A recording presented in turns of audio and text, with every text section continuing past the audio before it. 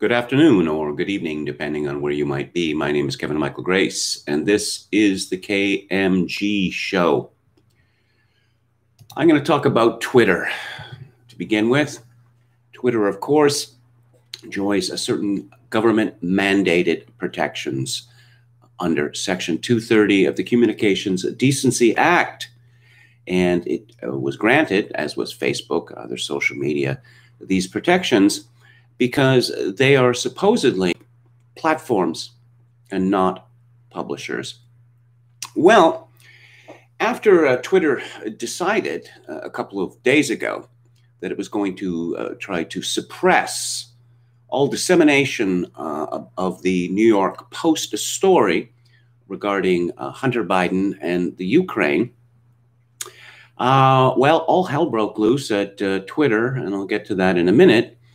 But I was on Twitter looking for something, looking for the latest about Trump Town Hall, and this came up. What you need to know. President Trump discussed his COVID-19 diagnosis and defended his pandemic response. The president repeated his critique of mail-in voting, a balloting practice that is safe and secure, according to election officials and fact checkers.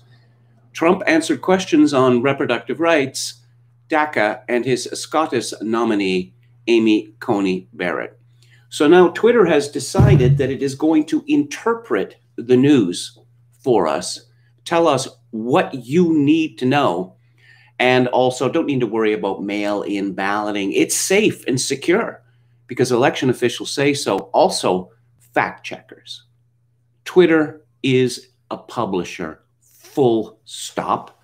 They're not trying to hide it any longer. So how they can get away with receiving the protection of Section 230 remains a mystery. Perhaps the Federal Communications will have something on this shortly. So from Summit News, Paul Joseph Watson, Twitter CEO Jack Dorsey, again, and there's a picture of him here.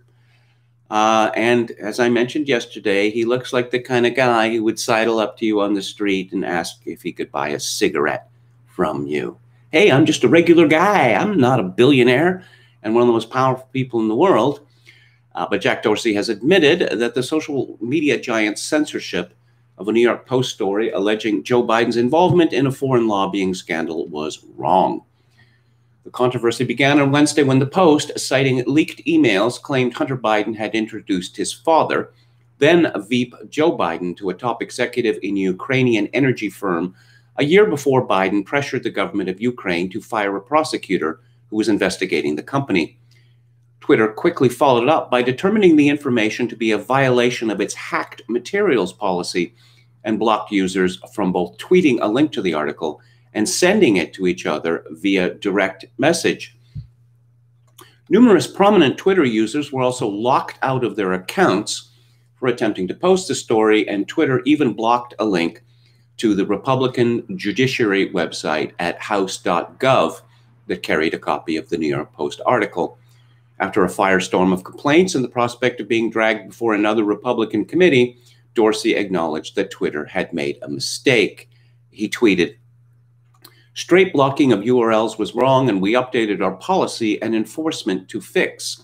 Our goal is to attempt to add context, and now we have capabilities to do that." Again, they're adding context, and what Jack means by context is telling you what you need to know and informing you about the misinformation involved in claims by the Trump campaign. Dorsey's climb down is remarkable, but his admission that blocking URLs is wrong apparently doesn't extend to other websites that are blocked by the platform. As numerous respondents, Dorsey pointed out, both video hosting websites, BitChute and Band.video, are still blocked by Twitter. Yeah, it's good to be the king, as they say. And let's see whether Jack can weasel out of this. As I said previously, they're a publisher. They're telling us what to think and who to believe. And how they think they're going to get away with this. Kit Knightley writes in the Off Guardian, Twitter, Biden, and the New York Post, social media censorship kicks up a gear. Yesterday, the New York Post published several articles claiming to show evidence of corruption on the part of Joe Biden and his son, Hunter. Another story suggests Hunter Biden used his family name to secure a high-paid job and stock interests in a Chinese company. The New York Post evidenced these claims with emails and documents allegedly retrieved from a laptop left at a computer repair store in Delaware. The owner of the store alerted the FBI to the computer's existence when no one came forward to pay for the repairs and he could not contact the owner. According to the New York Post, both the hard drive and laptop were then seized by the FBI. They have a copy of the grand jury subpoena, which is certainly solid evidence, if genuine. The owner of the store claims he, prior to it being seized, made a copy of the hard drive and sent it to Rudy Giuliani, Donald Trump's lawyer. While this is potentially intriguing, if true, it's not really news. Biden's corruption in Ukraine has been evident since his son was appointed to the board of the largest energy company in Ukraine within weeks of the US-backed coup in 2014, a decision so obviously dodgy, even The Guardian made a joke out of it. Joe Biden himself has even admitted to applying financial pressure to get a Ukrainian state prosecutor removed from office. Again, none of this is really big news. Corruption is rampant in the halls of power. That is as certain as death and taxes, and will continue to be so, whether or not these specific allegations are accurate. The big news, the part of this story that should concern everyone, is that Twitter has completely blocked this material on their platform. And we're not talking a soft block. We at Off Guardian are more than familiar with Twitter's use of warnings. No, they literally made it impossible to share the links, even in DMs. We've talked about Twitter's partners before, and they are suspect. As for being potentially harmful, well, isn't that subjective? Fire is vital at times, but certainly potentially harmful at others. Water in sufficient quantity is potentially harmful. If you're a liar, the truth is potentially harmful. Facebook has followed suit, if in less sweeping fashion. The social media giant's spokesperson, Andy Stone, announced they would be reducing its distribution on our platform. This is part of our standard process to reduce the spread of misinformation. This decision is pending approval by their independent fact checkers.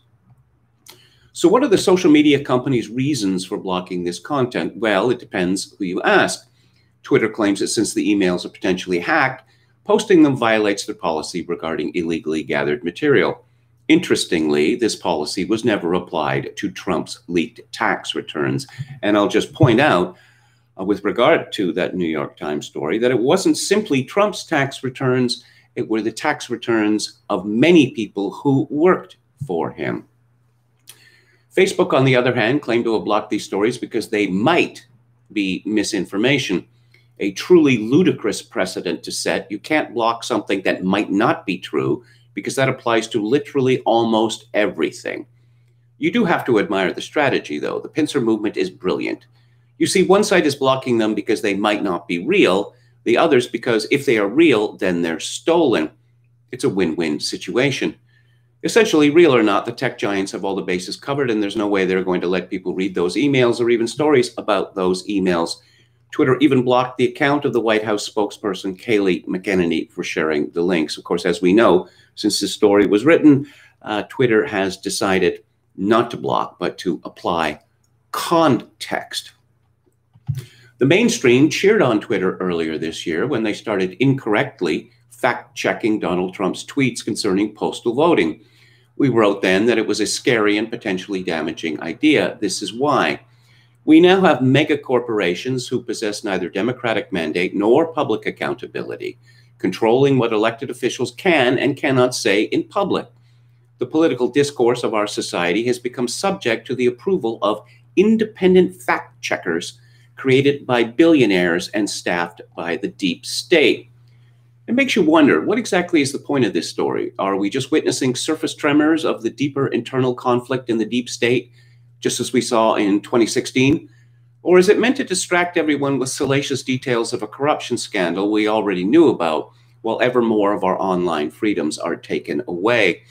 This story probably isn't going away anytime soon. For one thing, we can expect that someone is going to accuse Russia of somehow being involved in the very near future. Oh, they already did. I guess we're in for Russiagate 2 then. Fun times. Douglas Murray has a piece in Unheard, how big tech is fixing the election. For years, there has been a growing concern about the influence of big tech. Increasingly, the giant platforms have been muting, shadow banning, and occasionally chucking people off the sites entirely. But few saw the emerging problem because the users being targeted were either not desirable enough or not big enough for the world to bother itself over. But developments this week may have changed that, with the tech giants daring to make their biggest encroachment so far in deciding what the public could and could not know. Since Joe Biden presents himself as the honest candidate in this election, the fact that his family members may have been enriching themselves through their connections is relevant to the discussion the voters are about to make. But big tech decided that they couldn't know it. The idea that the Hunter Biden emails are the result of a hack is disputed, but even if the claim were accurate, it is not the case that these platforms usually take a strong line against stories based on hacked material. Over recent years, there have been numerous stories, from celebrity gossip to major political stories, like the DNC nomination scandal at the 2016 election, which have come about solely because of the use of hacked information. Yet Twitter did not prevent people from sharing them, so the claim that hacking is the justification on this occasion is nothing more than a retrofit. It is conceivable that Twitter might rightfully act if there were knowingly false information being disseminated ahead of an election by obscure or unknown actors seeking to affect an election. But it's quite another thing for the social media giant to decide that the reposting of a story in the New York Post, one of America's oldest and most venerable papers, founded by Alexander Hamilton, should be caused to suppress the speech of the White House press secretary. This is not an attempt to prevent interference in an election. It is in self interference in an election. Interference carried out by Facebook and Twitter, tech giants and monopolies in possession of unprecedented amounts of power. Perhaps people should have woken up to such actions by big tech earlier, but too often the platform's targets seem too obscure or unpleasant to find defenders. So they slowly, and occasionally in sudden purges, chucked out people who they decided to be hateful, so people such as Katie Hopkins or Milo Greek name. On top of this, Twitter went for a less overt form of control by using its power to quietly muffle accounts, shadow banning, without anybody noticing. In the last year, this has been formalized by the site, which has made its users sign a new agreement conceding that the platform has the right to filter and manipulate which voices its users do or do not hear. But most people decided things go on as before, and shadow banning was just for other people. So while the platform picked off or muted obscure or unpleasant figures, they, and the rest of us, clearly lost sight of where a line could be drawn. And inevitably, the bloated, overrich, overpowerful, and underinformed tech entities thought that they should decide where that line is. One other turn in this story deserves to be noticed. On Wednesday, Twitter had as its top story a minor exchange in the confirmation hearings of Amy Coney Barrett for a position on the Supreme Court, during which Senator Mazie Hirono claimed that the use of the term sexual preference was an anti-gay slur. Hirono said that the phrase, which Amy Coney Barrett had used earlier in passing, is an offensive and outdated term. The claim itself is, of course, a crock. Sexual preference has been used for years and has no pejorative connotations. Indeed, it has been used multiple times recently by no less a figure than Joe Biden. And just last month, The Advocate, America's main remaining legacy gay publication, used the term in a tweet. So the story about Senator Hirono calling out Amy Coney Barrett was nothing other than a piece of political posturing. If Barrett had been a man, the Democrats would have accused her of misogyny by now. If she had not adopted 2 black children and loved them, cared for them, and brought them up as her own, then doubtless they would have attempted to accuse her of racism. But neither of these charges being available, they instead made an attempt to accuse Barrett of homophobia. based on nothing more than the use of a term which everyone used until yesterday. Meanwhile, Merriam-Webster's online dictionary chose to update their entry on the term sexual preference in order to pretend that the new offensive spin on the term was widely, indeed authoritatively, recognized. We hear a lot about purported exaggerated foreign interference in elections, but here is the real interference. It is done by an organization more powerful than any government, more unaccountable than any politician, and more sinister than anyone but the most crazed conspiracists could ever have guessed. Let's have a look at the chat. MCT. I read this article from Slate today. Clarence Thomas is begging someone to sue over conservatives' most hated internet law. Quite haughty was the author. Brandon Smith quotes Pink Floyd, "We don't need no thought control." Metal Mike, a town hall and not one question to Biden re his corruption. How about that? Yes, I'll get to that in just a minute. Chogokin666 said, overheard a conversation between 3 Biden supporters today regarding the town halls. It ranged from clueless to malicious. William Hicks says, Kevin, hope you're not planning to do a 5-hour show. There's no need to make up for Monday or last night. Oh, did I put the wrong dates? No. This is the standard 2-hour show. Most men your age get to bed by 8 p.m. Yeah, I found as far as that goes, it really doesn't matter now what time I go to bed. I'm pretty much always up by around 5:30. This is the thing that happens to pretty much all old men, of which now I am one. What's the new term du jour instead? Oh, Mellotron says ACB has already been called a colonizer. Yes, I've seen that. Chad Chadson, our valiant moderator, says Webster's Dictionary added the offensive to sexual preference on Wednesday as this was happening. Yeah, it's not really a surprise, is it? I mean, are we capable of being surprised by anything big tech does? And I'll have some doozies for you shortly. From Breitbart, Lucas Nolan, The Intercept co-founding editor Glenn Greenwald criticized Facebook and Twitter's most recent censorship of the New York Post bombshell article revealing Democratic presidential candidate Joe Biden's alleged meeting with executives of a Ukrainian energy firm. According to Greenwald, in sum, the 2 Silicon Valley giants, with little explanation, united to prevent the sharing and dissemination of this article.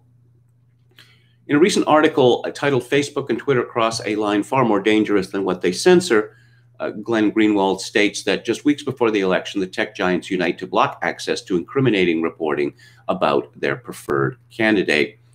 In the article, Greenwald claims that the Post's claims that the story was a bombshell were overhyped, but that the concerted effort by social media giants such as Facebook and Twitter to censor the story are extremely troubling. This seems to me a very cynical line, because this accusation that Hunter Biden was influence peddling, yes, it is not new. But Joe Biden has insisted repeatedly that this story has been debunked, and it has not been debunked. Nothing close to being debunked. So the finding of emails from Hunter Biden confirming the story, I think, is a bombshell. Greenwald noted, for the crime of simply noting the story on Twitter while pointing out its flaws, New York Times reporter Maggie Haberman was instantly vilified to the point where her name, along with the phrase MAGA Haberman, were trending on Twitter. That Haberman is a crypto Trump supporter is preposterous for so many reasons, including the fact that she is responsible for countless front-page Times stories that reflect negatively on the president. Moreover, the 2016 Clinton campaign considered Haberman one of their most favorable supporters.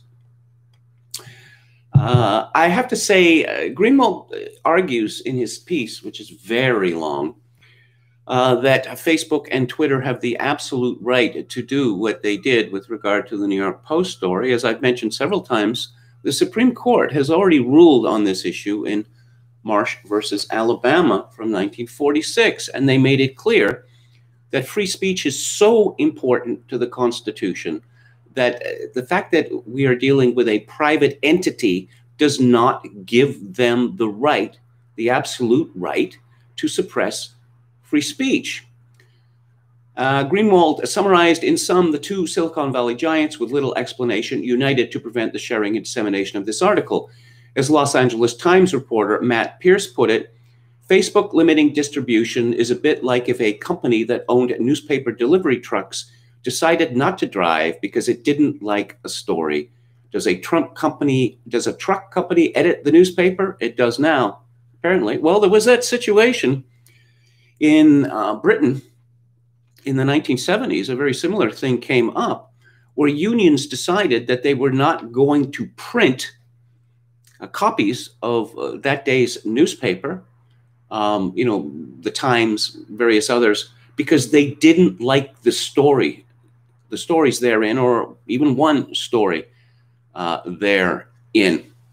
But Rupert Murdoch smashed the strike at Wapping, and all of that ended. All of this to and fro with Twitter suggests that Jack Dorsey is really not playing much of a role in the company, that apparently this could go on under his nose. He is the CEO without him knowing about it or being consulted on it.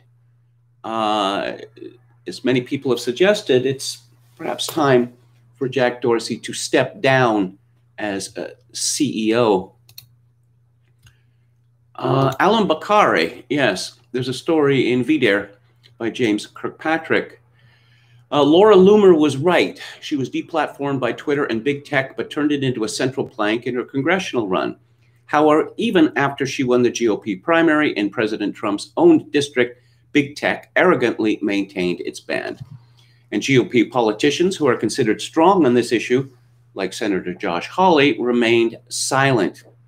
The GOP was similarly silent when Twitter suspended GOP Delaware Senate nominee and immigration moratorium supporter Lauren Witzke. She tweeted on October 11th, "I was locked out of my account for 12 hours for stating something that was a standard line in Trump's 2016 rallies. Where is the GOP? Silent, hiding under their desks. This is why we lose." So naturally, big tech has moved on to censoring the president himself and launching an unprecedented effort to repress new evidence that Democratic presidential candidate Joe Biden cooperated with his son Hunter's influence peddling. This problem is not going away, which is good news for Alan Bakari and his vital new book, Deleted: Big Tech's Battle to Erase the Trump Movement and Steal the Election. Right now, Twitter and Facebook are openly flaunting their power. These companies have the power not just to suppress information, but to shape it, determining culture from the top down. Time is almost out for President Trump. However, he's been handed a gift for the closing argument of the campaign.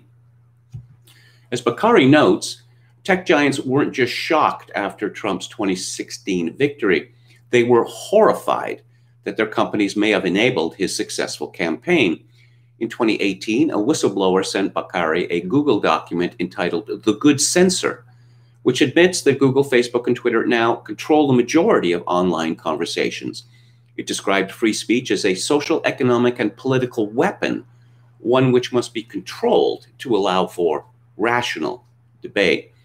Of course, this means that tech companies themselves get to decide what is rational and permissible to say and what is not. Bakari reports that in December 2016, Facebook had already set up a task force to remove fake news. Just a month later, Randall Rothenberg of the Interactive Advertising Bureau told tech executives to work together to remove hatred and fake news.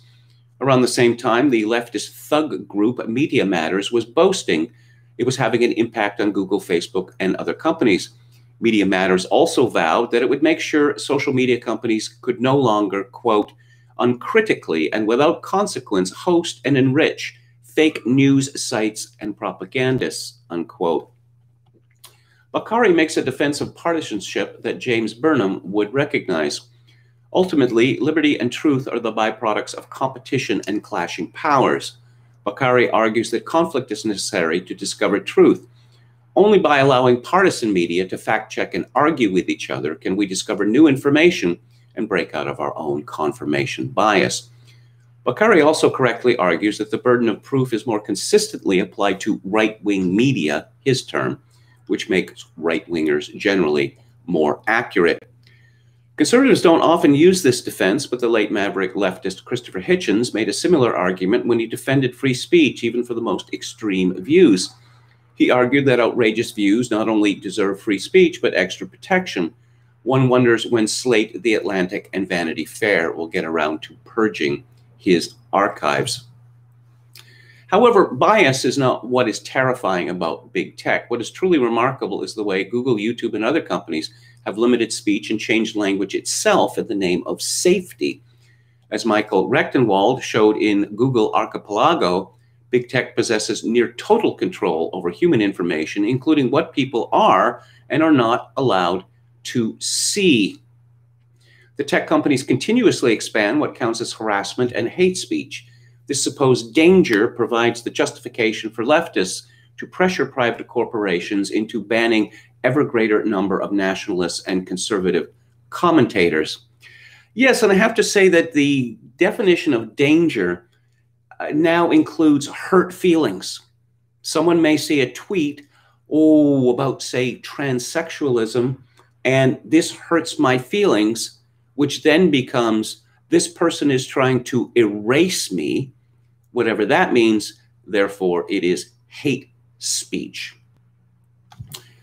He continues, Kirkpatrick does, numerous commentators who played an important part in the 2016 election, including Alex Jones, Milo Greekname, Gavin McInnes, and others have been banned on several platforms. Bakari points out that in some cases, media outlets or commentators were banned only after Democratic politicians and mainstream news reporters agitated for them. When the silencing of these voices is added to the countless banned grassroots Trump supporters who lack the clout or connections wielded by major media figures, the collective impact is enormous. Bakari has the courage to use a term I think Peter Brimelow came up with, hate facts. Specifically, Bakari highlights a case where the courageous citizen journalist Andy Ngo tweeted pointing out that the U.S. is one of the safest countries for trans people, that the murder rate is higher for the cis population, and that black men are disproportionately responsible for murders, which was true, but Twitter locked Ngo out of his account until he deleted the tweet.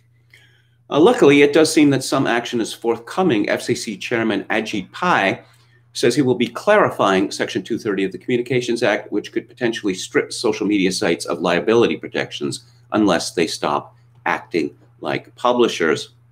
However, this is just a start. The Senate Commerce Committee, led by Republican Roger Wicker of Mississippi, has not yet even scheduled hearings for Nathan Symington, President Trump's nominee for the FCC. As Bakari points out, it's very difficult to build your own platform, but even those companies that have tried to build their own platform, notably Andrew Torba's Gab, suffer political harassment in the shape of the loss of payment processors, servers, and the domain name, and all the other basic infrastructure that any internet user relies on. Every American should enjoy the right to free speech on these platforms. Platform access isn't just basic fairness, but a civil right. Bakari's deleted makes a powerful, persuasive case about what's at stake. President Trump wants to keep his Twitter account, let alone the White House, and if Americans want to survive the totalitarian storm that will come if Biden wins, we all need to think carefully about Bakari's warning. Oh, here's something else from Paul Joseph Watson at Summit News. Sony has announced that it will allow PlayStation users to record in-game voice chats so players can snitch on each other for mean words said during private conversations. Yes, really. The game console's latest update forces users to waive their privacy rights, allowing others to report them and get their accounts banned for speech violations. And this is coming with PS5. Someone who calls himself Pimp Master Broda commented, Xbox is looking better and better lately. Sony claims the update is necessary to enforce safety and moderation standards and prevent harassment, yet the actual agenda is obviously to police political speech and prevent criticism of far-left groups like Black Lives Matter. As Chris Menahan notes, the move comes just a few months after PlayStation partnered with the Anti-Defamation League, a leftist group which advocates for online censorship and hate speech laws in the name of stopping the defamation of the Jewish people, to pressure Mark Zuckerberg to ramp up censorship on Facebook. EA Sports also teamed up with the ADL to enforce social justice in gaming. Another example of how Marxist social engineering is being inserted into every form of entertainment imaginable. Razorfist tweeted, "TV is dying, cinema is dead, new outlet for Marxist propaganda required." And guess what's at the top of the list? Yes. I'm going to be talking about the town halls. This is from Fox News. Two of the questioners at the ABC town hall featuring Democratic presidential candidate Joe Biden on Thursday had ties to high-profile Democrats, including one questioner who previously worked as a speechwriter in the Obama administration. Nathan Osborne, a former speechwriter for the Obama White House, he worked for the Office of Public Affairs at the Commerce Department. He was one of the questioners. His profession was listed as communications on the ABC town hall graphic, and his city was listed as Philadelphia, Pennsylvania. Osborne was quoted in the Philadelphia Inquirer earlier this year as a former Obama administration speechwriter who had created a Philly for Pete group aimed at boosting former Democratic presidential primary candidate Pete Buttigieg. And the Alphabet People Victory Institute listed Osborne as a senior speechwriter for the Small Business Administration in an article praising the Obama-Biden administration for its Alphabet People hiring practices. Oh, so another questioner at the town hall was Mika Hack, who ABC presented as a physical therapist from State College, Pennsylvania. She is also the wife of Ezra Naines, a high-profile Democrat in Pennsylvania who in 2018 ran a campaign challenging Republican State Senate Majority Leader Jake Corman. Naines is currently an at-large member of the Centre County Democratic Committee. Centre County is the county in which the State College resides, and she had something to say about transgender children, which I will get to. Oh, Disney, which I learned from Professor Tosspot on Twitter, is seeking a monopoly over all forms of entertainment, has taken a swipe at itself.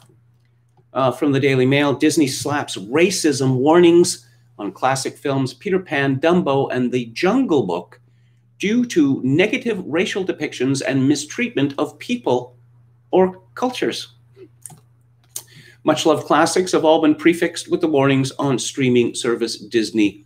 The warnings are understood to be part of an ongoing review carried out by Disney across its extensive back catalog films. Other features to include the warning include The Aristocats, Lady and the Tramp, and Swiss Family Robinson. Disney Plus have also made the decision to completely overlook certain features, among them controversial 1946 film Song of the South, which is one of the censored 11, as they call them. And we have a picture here of the aristocrats, and there's a Siamese cat, and the Siamese cat sings a song using, pentatonic scales.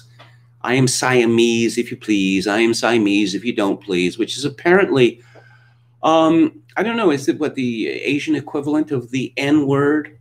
One would guess that similarly it invokes, inspires what, murderous rage and or mental collapse.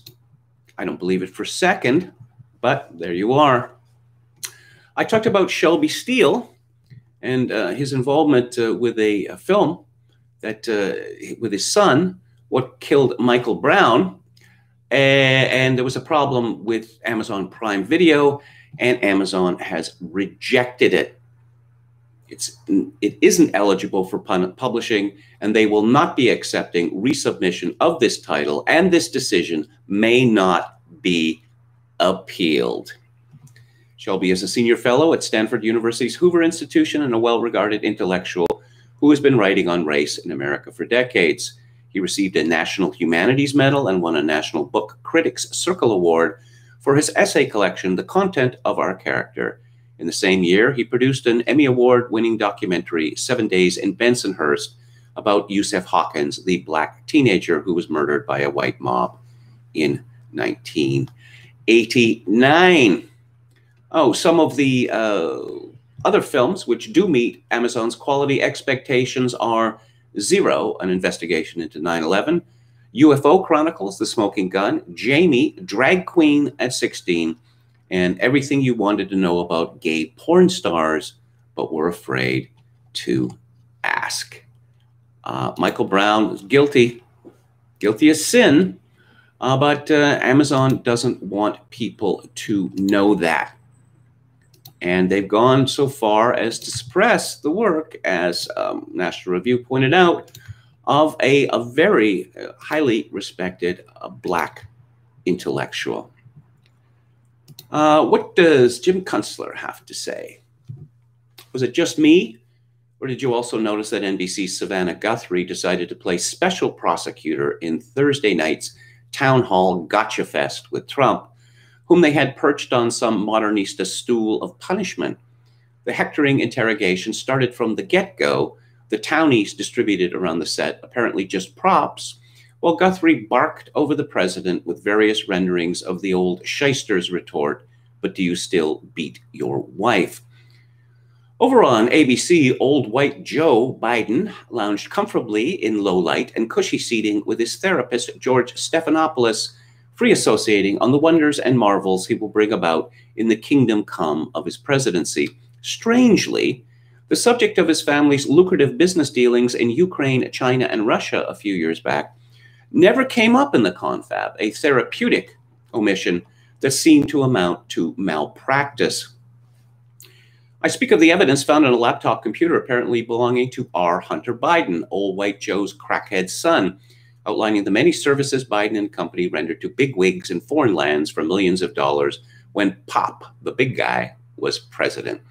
The Democrats' new Ministry of Truth played a DEFCON 3 defense on these matters when it all broke in the New York Post at midweek. The New York Times rolled out the latest Ministry of Truth strategy Friday morning in a tortured front-page story, resorting to the tried and true claim that the laptop evidence was, quote, Russian disinformation, unquote. Yeah. The laptop had languished in the possession of Christopher Wray's FBI since December 2019. The evidence contained in some 40,000 emails pertained exactly to the matters at issue in the impeachment of President Trump at that time, i.e. Ukraine favor-seeking. The Delaware repair shop owner handed over the machine, burned a copy of its hard drive, and when the FBI just sat on all that, he turned the drive over to Rudy Giuliani, one of the president's attorneys. One would have to suppose a number of things about these explosive revelations. For instance, that the FBI conducted some kind of forensic study of the laptop and its contents, and that it would not be too difficult to ascertain that the email trove was authentically the work product of R. Hunter Biden. If so, Wray has an awful lot to answer for. Likewise, one might suppose that Rudy Giuliani, working on an extremely consequential case for a sitting president and being a former distinguished federal attorney experienced with and fastidious about the handling of evidence, took some pains to ascertain the authenticity of the documents he received. Having done so, one might also suppose that Giuliani had handed off this material to the Attorney General, Bill Barr, along with documentation he's known to have collected about the Biden family's money laundering trail through the Baltic states to process additional payments for services rendered above and beyond the millions paid to R. Hunter Biden by Burisma, the Ukrainian gas company whose board of directors he was installed on in 2014. What all that evidence speaks of is a Biden and company foreign influence peddling scheme that amounts to selling out the USA, while old white Joe was vice president carrying out official tasks in the countries that paid his son enormous sums of money. The evidence clearly contradicts Biden's basic claim that he never spoke with his son, Hunter, about his business dealings. The evidence also indicates that Biden, then vice president, received a cut of the collected lucre distributed among the family members. In a normal America, these issues would prompt some sort of official inquiry, possibly leading to indictments. But these are the most abnormal times and the final weeks of a vicious national election that is an existential threat to that coterie of deep state seditionists whose careers, reputations, and livelihoods are at stake in the outcome. One important lesson for the nation might come out of this, that lawyers and lawfare do not amount to a supernatural protection force. The truth has a mighty power of its own, and there are moments in history when it manages to overcome organized evil. And it's being reported that Joe Biden's town hall drew more TV viewers than Trump's. Yes. Is anyone surprised to see that reported? A TikTok effort to manipulate Biden town hall YouTube ratings fails to beat Trump.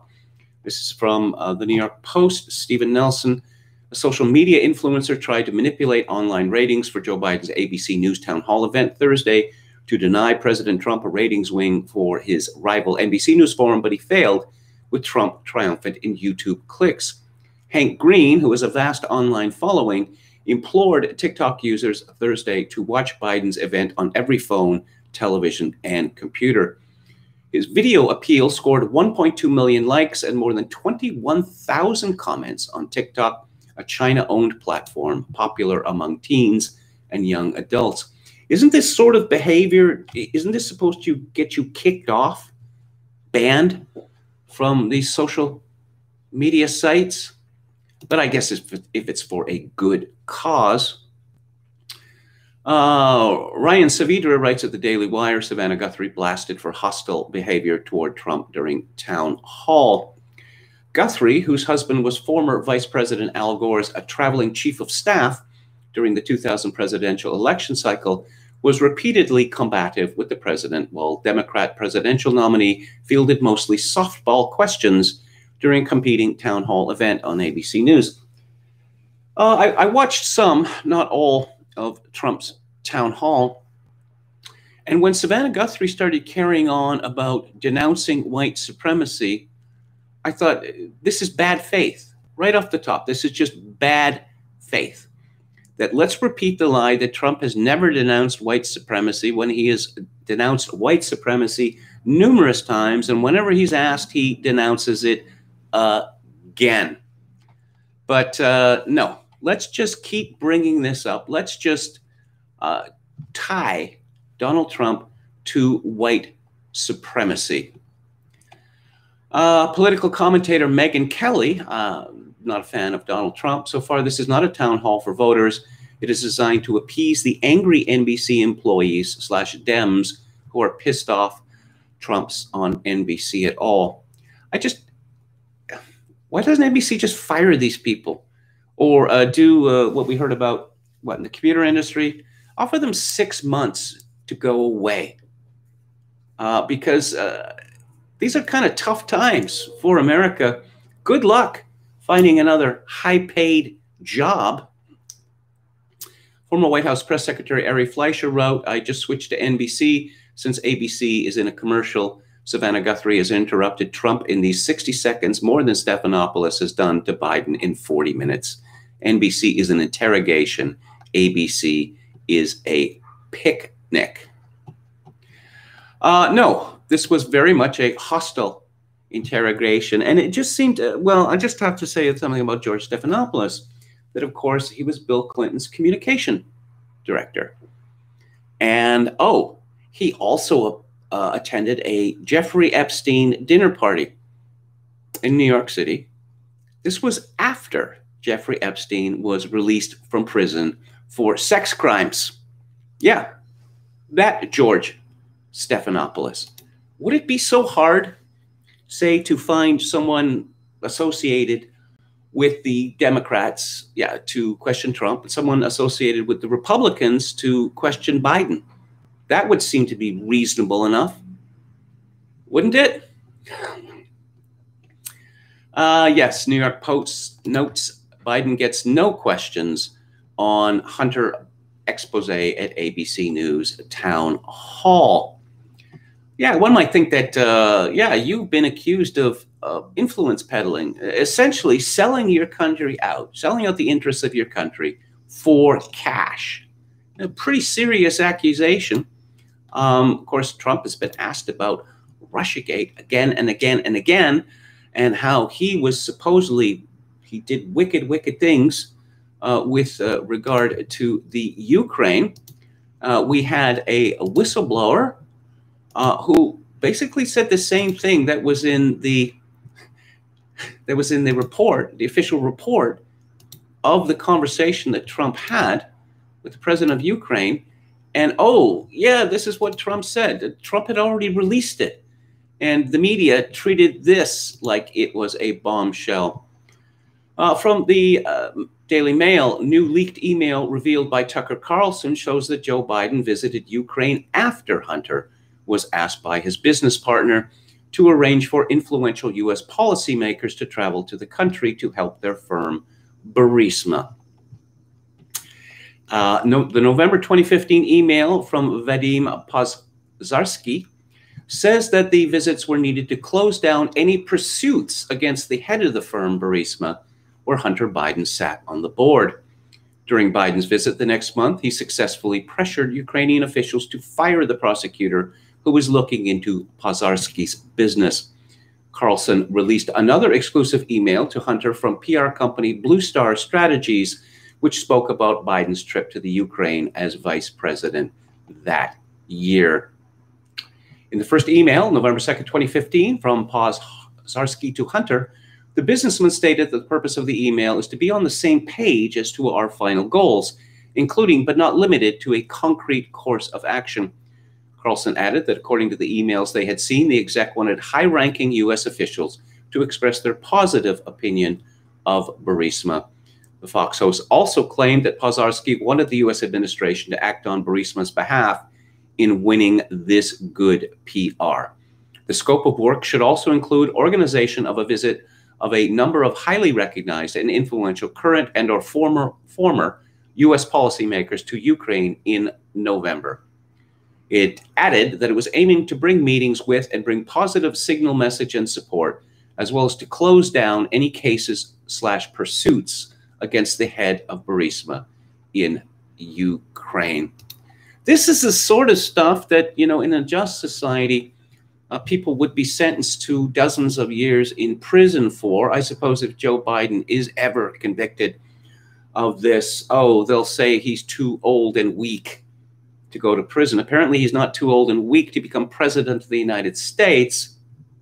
But yeah, wait for it. I'm not saying that that is going to happen. Oh, Steve Bannon boasted, I have Hunter's hard drive 2 weeks before his secrets were revealed, and allies of billionaire Chinese fugitive who pays Bannon and partied with Rudy Giuliani hinted at sex and money scandal late in September too. This is again from the Daily Mail. Get your story straight. Is it Russia who's behind this? Or is it the Chinese? Or is it Steve Bannon? Can't be all three. From Ben Fireherd at the New York Post, GOP lawmakers ask FBI if it had Hunter Biden laptop during Trump's impeachment. The 19 GOP lawmakers sent a letter to the FBI Thursday arguing it would have been a gross error in judgment if the agency had the material but withheld it from Trump's legal team.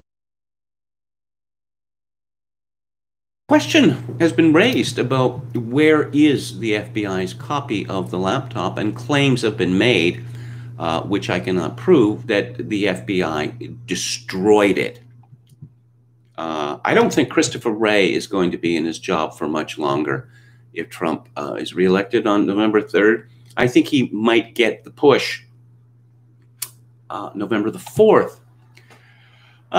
Melania Lukowski tweets Beau Biden, while Attorney General of Delaware allowed the DuPont heir Robert H. Richards off with house arrest for admittedly raping his 3-year-old daughter.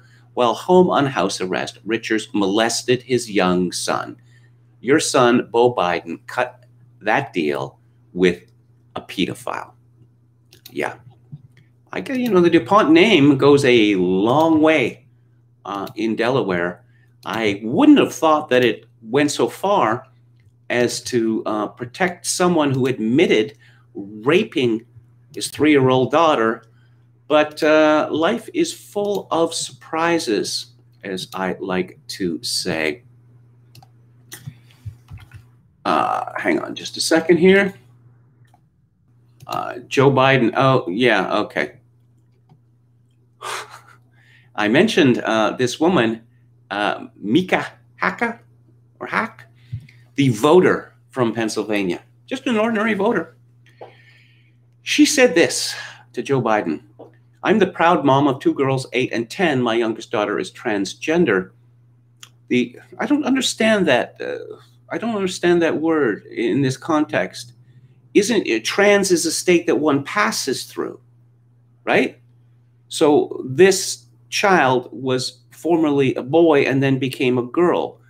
So what is the importance of, if you believe that this child is truly a girl and no longer a boy, why is it necessary to keep using this word transgender? I have an idea why. Because she's looking for cookies from other moms like her. How will you, as president, reverse Trump's dangerous and discriminatory agenda and ensure that the lives and rights of alphabet people are protected under U.S. law? So, Joe decides to trot out one of his favorite whoppers. Here we go again. I will flat out just change the law, Biden responded. Eliminate those executive orders. Number 1, you may recall, I'm the guy who said, I was raised by a man who I remember I was being dropped off. My dad was high school educated, well-read man who was a really decent guy. And I was being dropped off to get an application in the center of our city, Wilmington, Delaware, the corporate capital of the world at the time. And these 2 men are getting out to get an application to be a lifeguard in the African-American community because there was a big swimming pool complex. And these 2 men, well-dressed, leaned up and hugged each other and kissed one another. I'm getting out of the car at the light, and I turned to my dad, and my dad looked at me. He said, Joey, it's simple. They love each other. The idea that an 8-year-old child, a 10-year-old child decides, you know, I want to be transgender. That's what I think I'd like to be. It'd make my life a lot easier. There should be 0 discrimination. And what's happening is too many transgender women of color are being murdered. They're being murdered. I mean, I think it's up to 17 now. Don't hold me to that number, but it's higher now. And he said later in the answer, and by the way, my son, Bo, passed away, was the Attorney General of the state of Delaware. He was the guy that got the first transgender law passed in the state of Delaware. And because of a young man who became a woman who worked for him in the Attorney General's office. And I'm proud of that. People magazine had reported on this amazing incident in Wilmington, Delaware, which either happened in 1959 or 1961. But the fact that these 2 men kissing were black was not noted in the earlier version of this story. And the next time Joe Biden is going to tell the story, are they going to be black homosexual immigrants? Or maybe one of them in a wheelchair, perhaps? Or maybe one of them learning disabled in some way? No. I wasn't there in Wilmington, Delaware in 1959 or 1961, but I can tell you that working class dad there is not going to be best pleased by seeing 2 men kissing in public, to put it mildly. Joel Pollack at Breitbart has a story, 15 crazy things Joe Biden said at the ABC Down Hall. Police should shoot criminals in the leg. Obviously, he knows nothing about police work, nothing at all. Apparently, he's never even seen, I don't know, cop shows. You bring your gun out, you fire your gun, you want to take the person out. So you aim for body mass or you aim for the head because they present bigger targets than the leg, easier to hit. Also, you could hit someone in the leg and they keep coming at you with a knife or a gun, and then you're dead. Biden says he wanted to gather all of the governors in a room. Ask people to wear the mask. Everybody knows Trump didn't do anything to help the economy during a coronavirus. Trump signed the largest economic stimulus in American history and extended that with a Paycheck Protection Program, as well as an executive order on expanded unemployment benefits. Hire workers in fracking industry to cap wells and get a good salary doing it. Trump could have kept schools and businesses open during the pandemic. Didn't he say that Trump should have shut everything down sooner? Trump actually said you should inject bleach in your arm. No, he did not. Raise taxes to invest in green infrastructure. Okay. America has 20% of the world's coronavirus deaths, and this presumes China and other developing countries are providing accurate figures, a big presumption. Biden admitted his own crime bill was a mistake, but not at the federal level. The mistake came in terms of what the states did locally. Solar and wind power will save Pennsylvania. California has trouble keeping the lights on, as does Britain, because they have made a very foolish investment in wind power, which besides desecrating the countryside, it's not fit for purpose because it's not always windy. Also, if it gets too windy, these windmills, they catch on fire or explode. Give all first-time homebuyers $15,000. There are about 2 million first-time homebuyers, a cost of $30 billion annually. He said that Judge Amy Coney Barrett doesn't have a judicial philosophy. It was literally the first set of questions in her confirmation hearing. Packing the court might be okay, depending on how they handle this. And he said that the Boilermakers Union endorsed him in Pennsylvania. It endorsed Trump. Trump was asked about QAnon repeatedly by Savannah Guthrie. He said, I don't know very much about it. I would have attempted to be a little more sarcastic with Savannah Guthrie. She keeps carrying on about QAnon and say, I'm president of the United States. I don't know whether you know this, but I'm a pretty busy guy.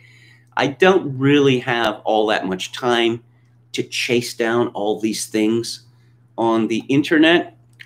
But according to Business Insider, European intelligence agencies are deploying resources to track QAnon as the conspiracy theory spreads beyond the US. Okay, on the one hand, QAnon is a preposterous conspiracy theory. Well, if it's really that preposterous, why would you be worried about more and more people believing in it? Once again, I do not have any very firm feelings about QAnon, except that I think that there are far more pedophiles in public life, particularly the entertainment industry, than we are told. Vox Day writes, it's becoming more and more obvious in the eyes of the terrified global pedocracy. QAnon is the real pandemic. Poll says more Hunter Biden video will be released soon. Over 30 people in the media have a copy of the hard drive and other info. We'll all be releasing everything at the same strategic time. It's going to be like a nuclear bomb on the DNC. I might exclusively leak some stuff here shortly before we drop the bomb. I can tell you that the Bidens make Anthony Weiner look like a saint and expose Joe as possibly the most crooked VP in American history. Nah, it's all Russian interference or Chinese interference or something to do with Steve Bannon, and if Steve Bannon is in any way involved, then you know it can't be legit. You know, one of the things that journalists have long said is that, oh, your source for this story is not a reputable person, is a scumbag even. And they get very solemn and they say, well, you understand in matters such as this, we get this information from people like that because the people who are reputable, who aren't scumbags, they're not really up to tossing this information around. A story in The Guardian, the Democratic Party left us, how rural Minnesota is making the switch to Trump. Ask Larry Cuff why, after decades of voting for Democrats, he voted for Donald Trump 4 years ago, and he'll talk about his distrust of Hillary Clinton and the need to get northern Minnesota's minds back to work. Ask the former police officer why he's sticking with Trump in 2020, and the list is very much longer. The Democratic Party left us. Even in the past 4 years, it's changed so much. Supporting people who riot, defunding the police, that's crazy. I think a lot of us up here are Democrats in Republican clothing now. Cuff, who twice voted for Barack Obama, is one of 6 mayors from a stretch of Minnesota mining company known as the Iron Range, who turned their back on the Democratic Party and signed a joint letter endorsing Trump, even as the state is swinging behind the president's opponent, Joe Biden. Well, we shall see about that. A white pill for you all, which is very much a black pill for the Cato Institute. David Beer writes, the United States has welcomed more than 85 million legal immigrants to the United States since its founding, but at no time since it has maintained records has the country witnessed as fast a decline in legal immigration as it has seen in the second half of fiscal year 2020, which finished September 30th. Overall, the second half of fiscal year 2020 saw 92% fewer immigrants from abroad than the first half, which was larger than any annual decline in the history of the United States. So for all those people who said that Trump was not doing anything about immigration, well, it is not true. The Cato Institute continues, the 92% drop in the second half of fiscal year 2020 is larger than the drop during any single year in American history, larger than the 73% decline in 1915, coinciding with the start of World War I, larger than the 70% decline in 1925, coinciding with Congress closing legal immigration from Europe, larger than the 63% declines in 1931, 1942, and 1918, following the onset of the Great Depression and U.S. entries into each world war. How about that? Some good news. Oh, here's some more good news. From Breitbart, Simon Kent, Bruce Springsteen will pack up and flee to Australia should Donald Trump win re-election in November. He warned Thursday during a virtual interview with Down Under media outlets. The singer-songwriter also added he thought Trump would be no match for former beat Joe Biden, predicting he would lose. I love Australia, he said. Every time we have nothing but good times down there. It's always a treat to come. Love the people, love the geography. Great place for motorcycle trips. It's close to our hearts. If Trump is reelected, which he will not be, I'm predicting right now he's going to lose. If by some happenstance he should be, I'll see you on the next plane. I'm really looking forward to this. America sees the back of this smug hypocrite. That if he doesn't leave, because of course he doesn't intend to leave, his beloved New Jersey, he should be asked every time he appears in public, why aren't you in Australia? Springsteen, how come you're not in Australia? Australia, Australia. Just keep chanting that. I think it'd be worth it to buy tickets to his show. Get a few hundred people in there and just chant Australia at him. Make him respond. Let's have a look at the chat again. Jonathan Pohl says, why is he going to capitalist Australia and not socialist Cuba? What a sellout. As someone asked on Twitter today, why do none of these people ever say they're going to Mexico? Because apparently they love Mexico so much, and America could benefit so very much by having even more undocumented immigrants from Mexico. Why don't they go to Mexico? Actually, Mexico is a pretty rich country by world standard. I think I mentioned this before. Springsteen is not a particularly bright man, but he got into the clutches of two men who are bright. John Landau, who was a writer for Rolling Stone and a record producer, produced the MC5, produced Springsteen, and Dave Marsh, who was the editor of Cream magazine during its glory days. And they filled his head with all this stuff about Woody Guthrie and socialism and just general pause, you know. Deborah says, they keep on telling you will die from smoking if you start again. Then I like to piss them off. Metal Mike says, I like the Born in the USA LP. Yeah, I just, the thing that's always set my teeth on edge with regard to Bruce Springsteen is that he's authentic. He's from the Jersey Shore. He's not one of these celebrities, you know, who's been created by the media. How did he happen to end up on the cover of Time and Newsweek in the same week in 1975? Why does he do all of these old showbiz tricks, such as the false stops? Song's over. No, one more time. Now the song's over. No, one more time. All that business, you know, with Clarence Clemens, you know, and Born in the USA. Oh, yeah, this had nothing to do with the resurgence of American patriotism under Ronald Reagan. No.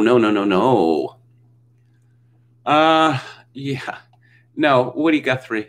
Yeah, there's a lot to say for Woody Guthrie. I just, that somehow Bruce Springsteen thought he was a latter-day Woody Guthrie. Well, you know, Woody Guthrie, when he was dying in hospital, Bob Dylan went to see him repeatedly, and apparently, you know, he's old and poor and obscure, and not very many people came to visit. Woody Guthrie didn't live in a fabulous mansion. I suspect that Bruce Springsteen is worth hundreds of millions of dollars. Enron, more crooked than LBJ. That's a good point. That's a good point. You read Robert Caro and, you know, find out, how did LBJ get these TV licenses anyway? Why did they call him Landslide, Landslide LBJ, right? Landslide Lyndon, right? The massive voter fraud in the 1948 election. But my favorite is that during World War II, Lyndon Johnson was a passenger in a military plane, and he received a Silver Star for this. And people think, oh man, Silver Star, huh? Must be some sort of war hero. Longnard says, my theory is QAnon is a psyop that got away from them. It may well be. I know most of us are sick of the continued claims is, you know, that this is when the hammer comes down. First it was Jeff Sessions, then Bill Barr, maybe. But I'm not counting on it. So there's a real sense of the boy who cried wolf about this. Lola J says that Judge Amy is gorgeous and a smart dresser. Just saying, I know my comment is somewhat inappropriate. I'm not objectifying her, though. Simply stating facts, and I'm a straight woman. No, she is. She is a very attractive woman. And obviously this drives a lot of other women insane. Desmond Decker was amazing. I only know his hit from, what was it, 1969, 1970, Israelites. That was a good song. Chogokin 666, Biden's emanations are like a Dadaist word collage. It's just taking, trading off continually trading off the death of his son. And then, oh yeah, you remember Dad? Working class Catholic dad. He loved the gays. Even before they were called gays. They called them some pretty nasty things back in those days in 1959 or 1961. But my dad, he understood all about love. Because, the gays, Joe Biden has actually said this, that homosexuals can teach heterosexuals about monogamy. Joe Biden has actually said this in public. Longnard says, also a firearm is a deadly force and you only use it when your life is threatened. If you're shooting legs, your life isn't in danger. I don't know. It's one of those situations where you watch Westerns or whatever and you see someone's gun being shot out of his hand. That's not something a real gunman would do. Okay, let's get back to it here, and I'm going to talk about Andrew Coyne. Andrew Coyne is he's considered Canada's top conservative. He is not a conservative in any sense. He's a radical autonomist. But one of the strange things that's come out this year with regard to COVID-19, that so many people who had been radical autonomists suddenly are in favor of a police state. Herd immunity is a great strategy if you don't mind the millions of dead. Oh my God, listen to the experts or everybody's going to die. Yeah, and what are the figures for total deaths in the United States this year? And how do they compare to a typical year? Strangely enough, very similar. Very similar. As the second wave of the coronavirus pandemic washes over Europe and Canada, it's trickling. Really? Well, what are we looking at? Manitoba. Someone from the Globe and Mail was carrying on about Manitoba. Manitoba has had, what, a couple of dozen deaths? Oh, somebody died yesterday. People die all the time, but apparently nobody died before COVID. The number of new cases, which had fallen to less than 36,000 a day as recently as last month, has surged to more than 50,000. Forecasts suggest it will crest to 150,000 by the end of the year. The number of new deaths due to the virus is now roughly 700 a day. 700 a day where? He doesn't make this clear. Certainly not in Canada. It is likewise projected to triple with no guarantees there will not be a fourth peak after that and a fifth after that. Oh, how about a sixth, seventh, and eighth? You can see where this is going. Lockdowns forever. Relax, it's all part of the plan. You thought that the U.S. outbreak of COVID-19, among the very worst in the world, stepped to the head of the class.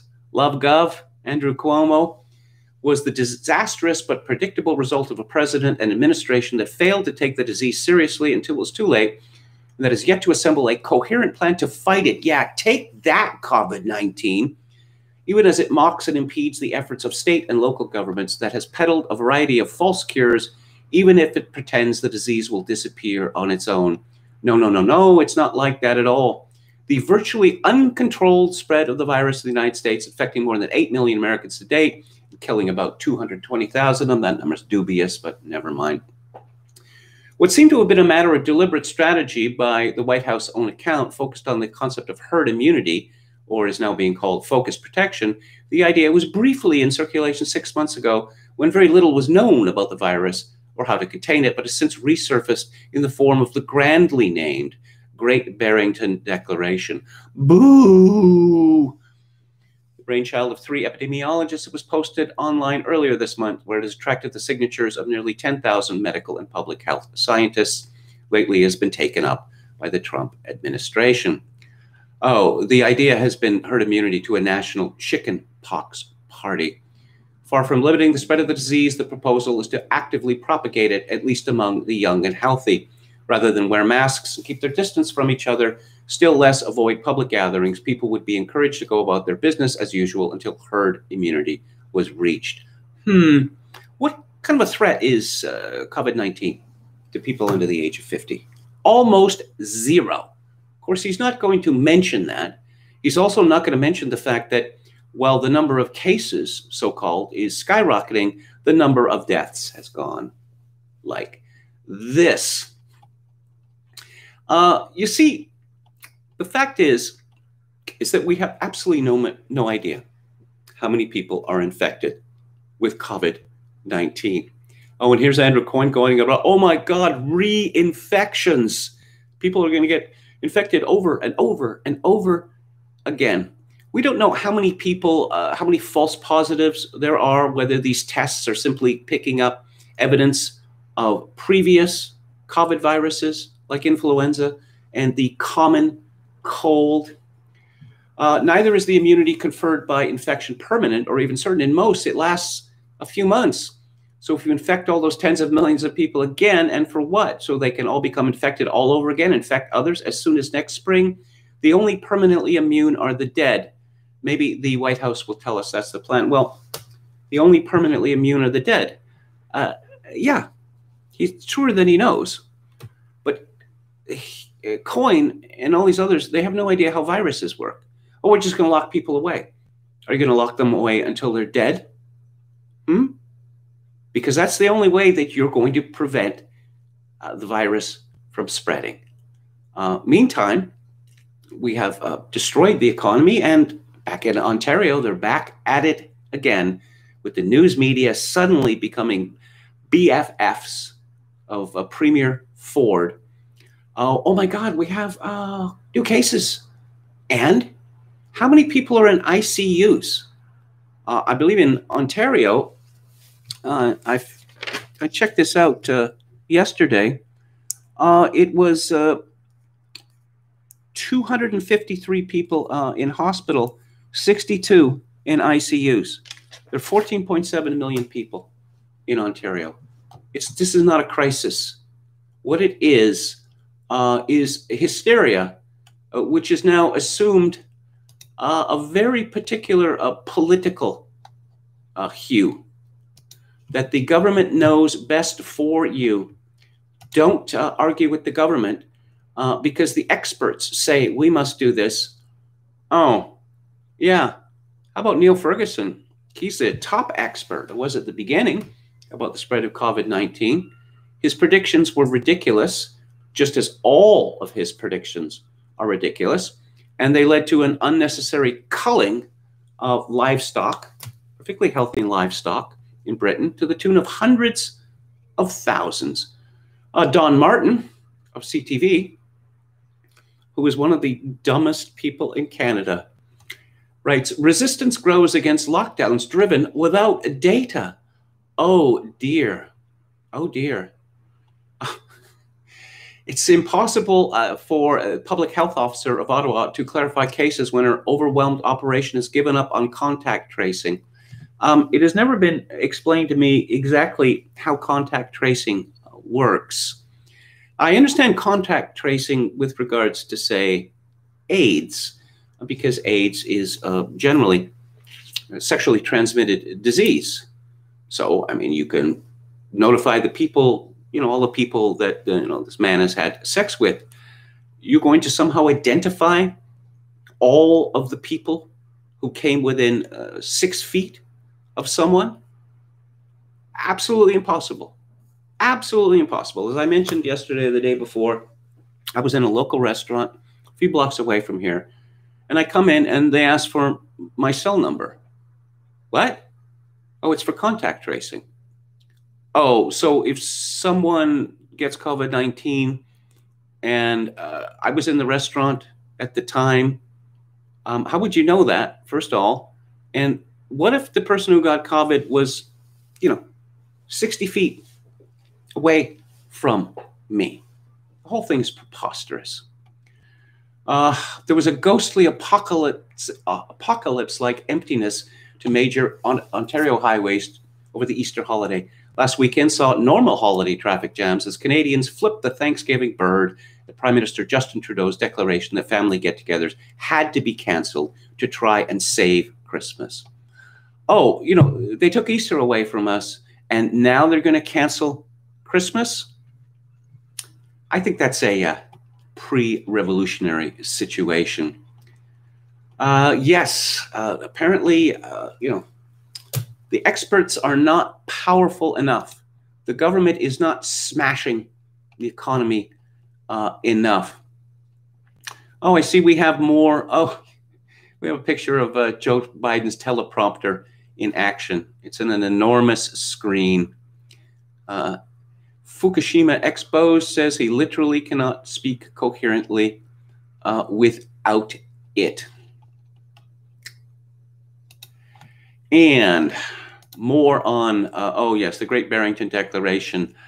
There's just the determined attempt to ridicule it, to destroy the reputations, perhaps all of the lives of people who are associated with it. These are experts. Why are these experts any less experty than the ones that the government trots out? Dr. Theresa Tam who is Canada's chief public health officer. She's a pediatrician.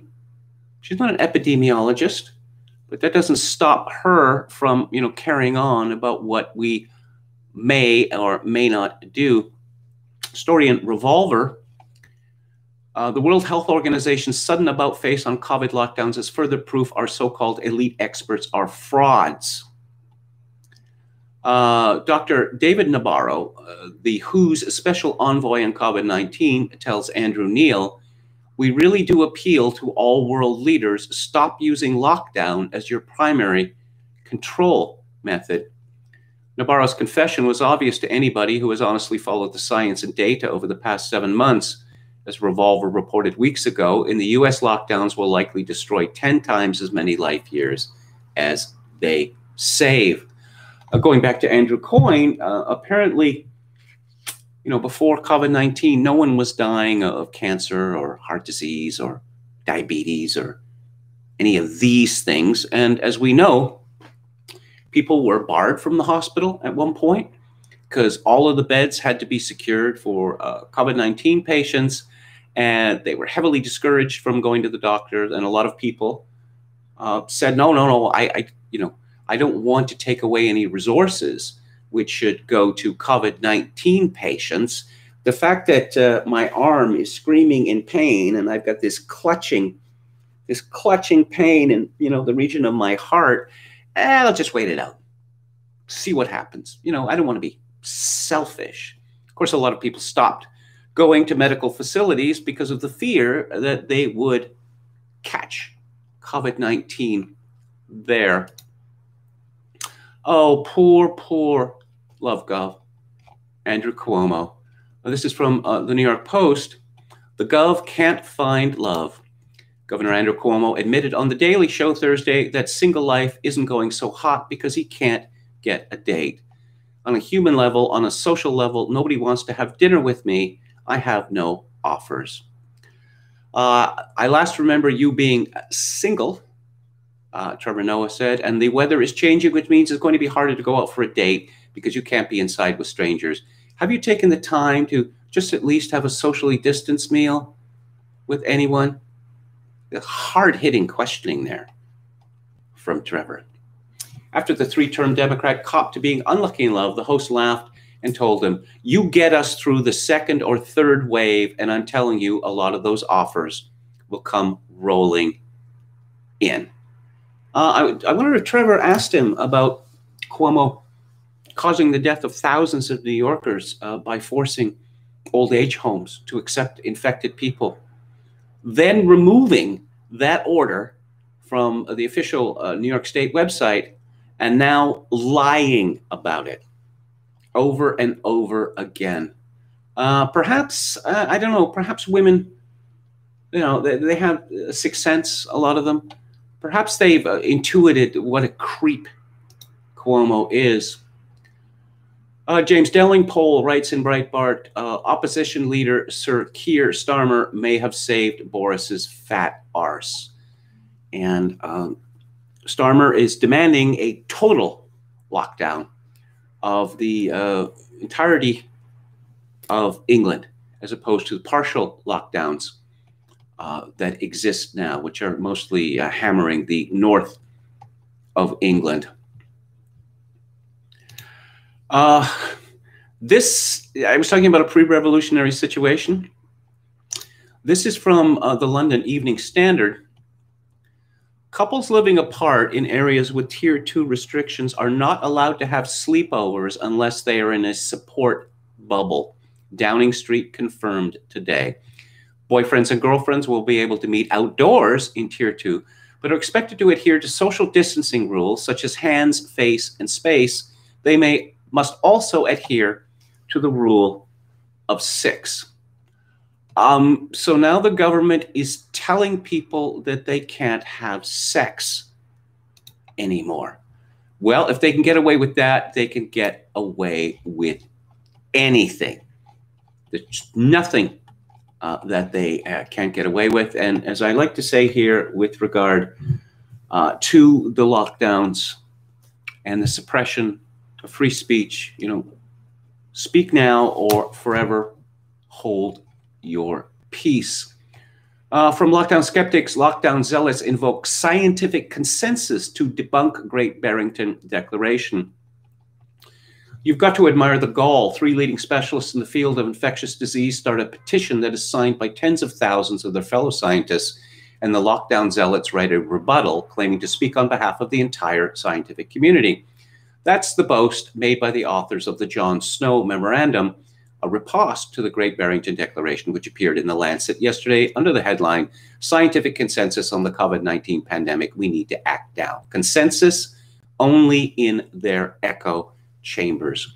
How can it attempt to debunk a declaration that has gone viral within the scientific community, plausibly claim to reflect a consensus? Of course, there isn't a consensus among scientists about the best way to mitigate the impact of this pandemic.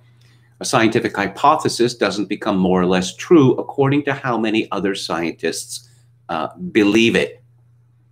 And John Snow, the memorandum was named after him, was himself a maverick, challenging the consensus among scientists of his day.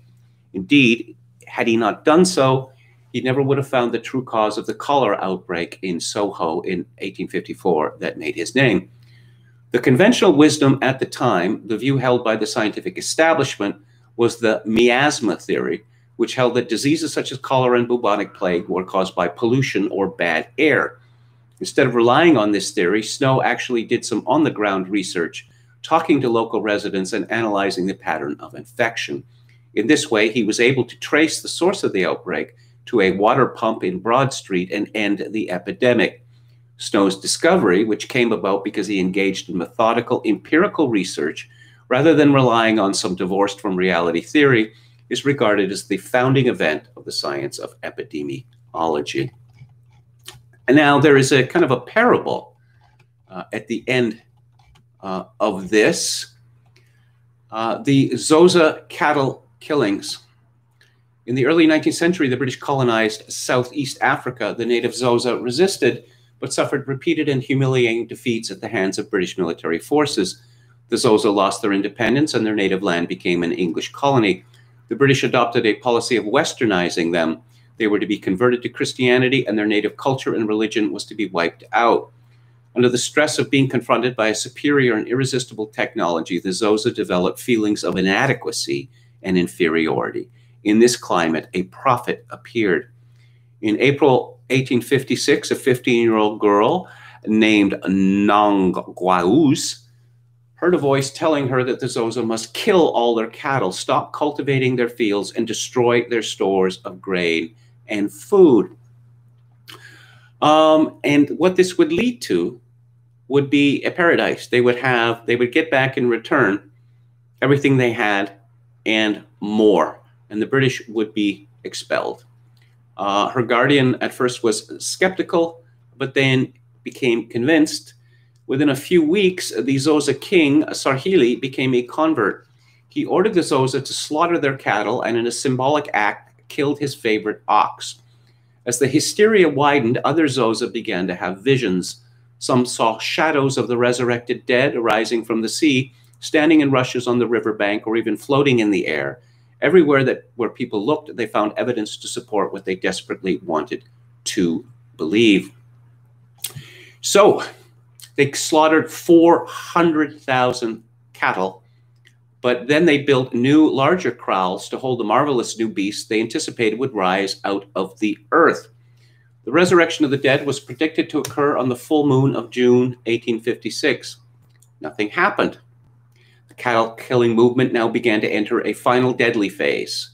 The failure of the prophecies was blamed on the fact that the cattle killing had not been completed. Most believers had retained a few cattle, mostly milk cows, that provided an immediate and continuous food supply. They killed them too. They threw their spades in the river, did not sow a single seed in the ground. In December 1856, the Zoza began to feel the pangs of hunger. They scoured the fields and woods for berries and roots and attempted to eat bark stripped from trees. The prophet set a new date of December 11th. When that did not occur, unbelievers were blamed. The resurrection was rescheduled yet again for February 16th, 1857, but the believers were again disappointed. Even this late, the average believer still had 3 or 4 head of livestock alive. The repeated failure of the prophecies could only mean that the Zoza had failed to fulfill the necessary requirement of killing every last head of cattle. Serious famine began in the late spring of 1857. All the food was gone. The starving population broke into stables and ate horse food. They gathered bones that had lay bleaching in the sun for years and tried to make soup. They ate grass.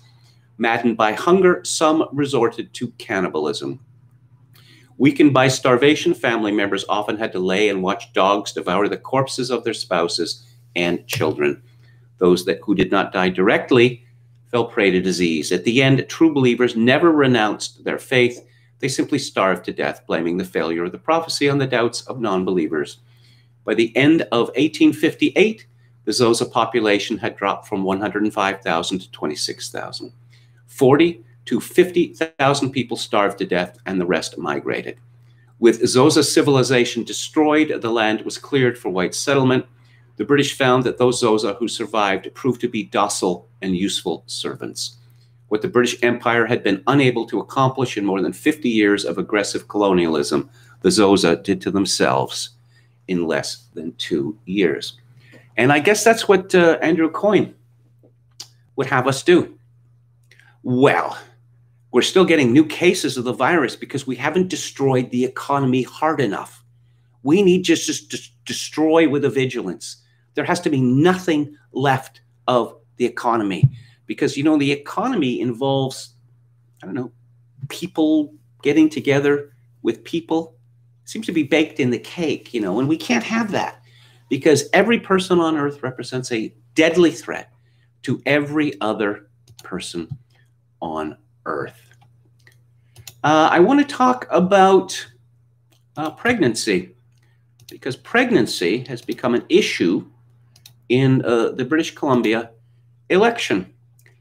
And a Liberal candidate has resigned following eugenics comments. So I saw this and I thought, oh, so this fellow was talking up eugenics? No, he was speaking out against eugenics. BC Liberal leader Andrew Wilkinson accepted the resignation of controversial Chilliwack-Kent candidate Laurie Throness Thursday. The move came following outcry over comments Throness made at an all-candidates debate earlier this week, comparing the NDP's free birth control plan to eugenics. Wilkinson said Throness accepted that his comments were inappropriate, but it wasn't clear he couldn't stay with the party. This is a party that tries to tolerate a range of views. There's a party position that is my own position on things like discrimination and contraception. What on earth does contraception have to do with discrimination? And Throness reached a point where his views are no longer compatible with mine or the party. It's critical that we all understand that access to contraception is a very important issue in our society. And we as a party, and I as a person, fully endorse the idea of free contraception for people who need it for their health care in British Columbia. You know, it's like a vaccine, contraception, except that pregnancy is not a disease. Every person alive and any person who has ever lived has come about as the result of pregnancy. But this is the way we live now. That certain things can't be said anymore, certain obvious things. So what was it that Throness had said that was so very controversial? His comments on eugenics, a movement that promotes selective human breeding to weed out characteristics seen as undesirable, were captured in a Zoom recording of the Wednesday event, where he added contraception was a low priority among medical spending. Quote, "The other thing I feel about this is that it contains a whiff of the old eugenics thing where poor people shouldn't have babies, and so we can't force them to have contraception, so we'll give it to them for free." Yeah, that's right. That's what he said. And maybe they'll have fewer babies, so there will be fewer poor people in the future. And that, to me, that contains an odor that I don't like. And so I don't really support what the NDP is doing there. And that's my answer. So apparently being in favor of babies is now controversial because, Western women aren't supposed to make babies anymore. Okay, so how come we're not going to die out? Oh, no, we'll just import foreigners, the result of their pregnancies. So we will, every woman, she gets her free contraception. So she's not going to be subjected to the horrible disease of pregnancy, and she won't pollute mommy Earth with more people, meaning she'll be free to devote her life to her career or her careers. Actually, there's no careers anymore. We live in a gig economy, right? And so the state will get maximum value. The state and capitalism will get maximum value out of women because they haven't been getting maximum value because, I'm going to say something controversial here, only women can have babies. And so, having babies, it rather interferes with one's devotion to one's career.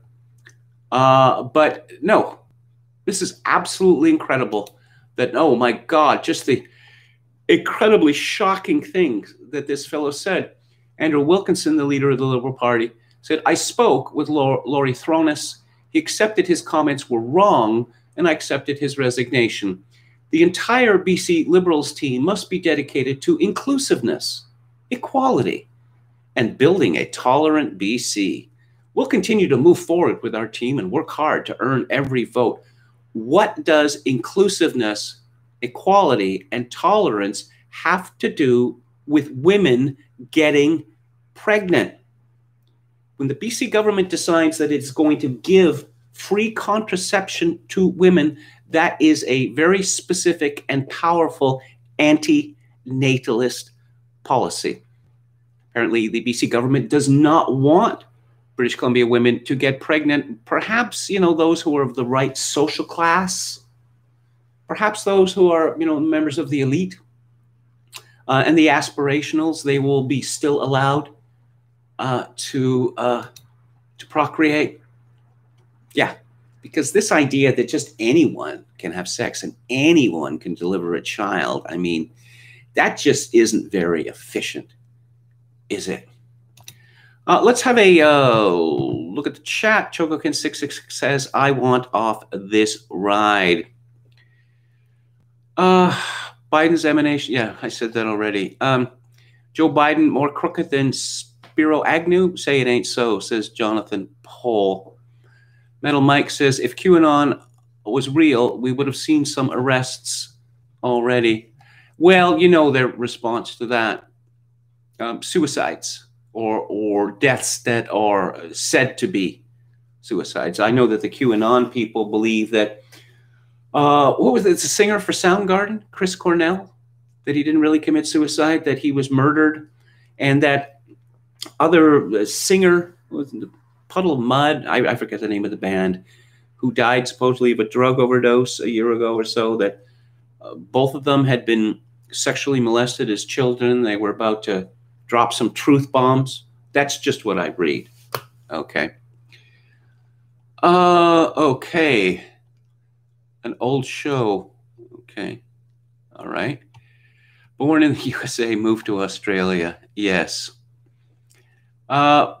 Prussian Juncker says, I love Canadian Corner. It's become the favorite segment on any form of media. Canada seems to be an unmitigated disaster zone. Whoever U.S. is dragging up the rear on that. If Trump is reelected, this is going to change minds in Canada. I mean, the elite's not going to change its mind.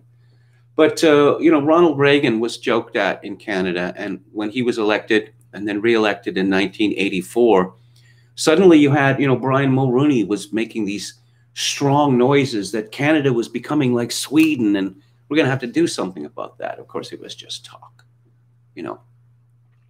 My trail of disgrace says Zoza, originally from Bantu ancestor tribes, but like other Bantu, conquered San and other Bushmen, probably took women and so absorbed some aspects of language, genetics, etc. Thank you, Jim Bowden, for your kind words. I'm going to move to the book club now, and I'm talking about a book that was first published in 2001. It's by an economics professor called Hans Hermann Hoppe, originally from Germany. who taught for many years in the United States, and it is called Democracy, the God That Failed. Now, 2001, that was an interesting year to be writing a book about capitalism and freedom and modes of government, because capitalism was transformed right around that time. And this is not really reflected in the book, I suppose because the scale of it was unknown at the time. But essentially, Alan Greenspan decided that he was going to abolish the business cycle. So there were going to be no more recessions, and that we needed low interest rates after the near economic collapse of 2008, permanently low interest rates, effective what they call ZIRP, zero interest rate policy, or, interest rates as close to zero as possible. Now, Hoppe in his book, he makes a great deal of time preference. His primary reason for preferring monarchy over democracy is because of time preference. That democracies have high time preference, whereas monarchs, particularly hereditary monarchs, they take the long view. That is to say, they generally aren't interested in policies which would bring short-term gain, but long-term pain. And he says that this is a private kind of ownership as opposed to the public ownership of democracy. I think that's really the strongest argument that he makes. But Hoppe has a great deal to say about time preference, which with regard to saving, and that simply is not operative any longer under capitalism 2.0. Saving is a bad thing under the new capitalism, and with effectively zero interest rates, you do not benefit by saving your money, by putting it in a bank. You don't. In fact, you're liable to lose money because you're getting almost nothing in the way of interest, but you still have to pay tax on that. Now, his book presupposes that saving is necessary for capitalism. As we have found out, it is not. It's no longer necessary. And again, you should be spending your money. That's what we're told. You got to juice the economy. Get that money flowing. Don't save it. Saving is selfish. Now, I know I'd read Ludwig von Mises, and he talks about the mixed economy. Okay, I understand that. I know what the mixed economy is. It's a sort of halfway between capitalism and socialism. Yeah, I get that. Now, a more common objection would be, that's not capitalism.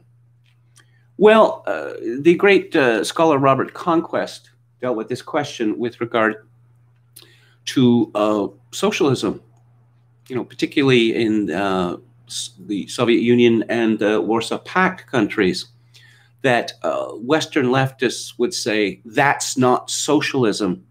And Conquest's response was, on the contrary, it is socialism as administered by experts. And that is my response to people, mostly libertarians, who say that the system that we live under now isn't capitalism. My response is, on the contrary, it is capitalism as administered by experts.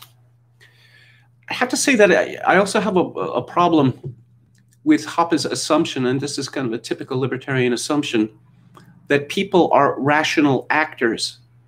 That he states quite explicitly that people act in order to benefit themselves. Now, he does acknowledge the existence of what does he call them? Wastrels, drug addicts, drunks, etc., etc. But I do not believe that people are rational animals. With very few exceptions, people routinely make decisions which are objectively foolish, which are not to their own benefit. Now, what constitutes benefit? I think that's a serious question. You know, Edward Luttwak, the scholar, once wrote that many of the things that I do could not be seen as efficient from the point of view of an economist. Luttwak, he has a cattle farm where he's trying to, raise cattle free of chemicals. And he said that, my devotion to my children and my study of Byzantine history are not exactly making me more efficient. Now, Hoppe prefers monarchy over democracy. And like most members of the Austrian school, he has a great fondness for the Austro-Hungarian Empire, as I do myself, for, I don't know, religious reasons, for cultural reasons, for reasons of, I don't know, beauty on the ground in architecture. But he argues that we don't have to have a state. And just because there appears to have always been some sort of state doesn't mean that there always has to be a state. And I'm thinking that that is a weak argument, because if you look throughout history and you see that there are always people in control, there is always a state, this strongly suggests that people have a very strong attachment to this idea of a state, and that they cannot conceive of living without a state. Hoppe argues that it is possible for all that government does to be done privately. And I don't believe that. Because again, this depends upon the idea of people being rational actors, that they can see how, benefiting the commonweal benefits themselves. And I just don't think that the number or the percentage of such public-spirited and honest people is high enough, such as to ever make that work. I spoke some months ago about a book called The Thieves Opera by Lucy Moore, which is about the London of the early 18th century, and in particular, the lives of two of the most famous criminals, Shepherd and Wilde. Now, curiously, these two men became public heroes, even though there was no question that they were bad men. But the lower classes in particular thought that the system was rigged against them. And so people who were fighting the power, like Shepherd and Wilde, were heroes, at least to them. The London of early 18th century was pretty much a libertarian paradise, because the government had almost no power in London. There was no police force, and justice was up for sale. These thieves could, even in prison, they could arrange, they could buy whatever they wanted. They could have, prostitutes or their wives come in. One of the reasons why Shepherd and Wilde were at large for so long was that the justice system, the private justice system, was almost entirely corrupt. The end result of this is that one of the end results was nobody went out in public in early 18th century London without a weapon, because it was just a commonplace that you were going to be robbed, and perhaps robbed and throttled, or just throttled or stabbed. So everyone had to protect themselves. Now, yes, I certainly believe in self-defense, but any sort of society in which people are terrified to leave their homes without a weapon is not a good society. And the London described in Lucy Moore's book is both a libertarian paradise, but also an absolute nightmare. An absolute nightmare. Gin Lane. I'm sure some of you have seen Hogarth's famous depictions of Gin Lane. Drunk mothers drunk every day, children drunk every day. But it's a, it's a free choice, right? Now, I suppose Hoppe's view is what's called anarcho-capitalism. He argues that, and I think that he is quite right about this, that under democracy, the government's interference in practically every aspect of human life, that this was inevitable as a result of democracy.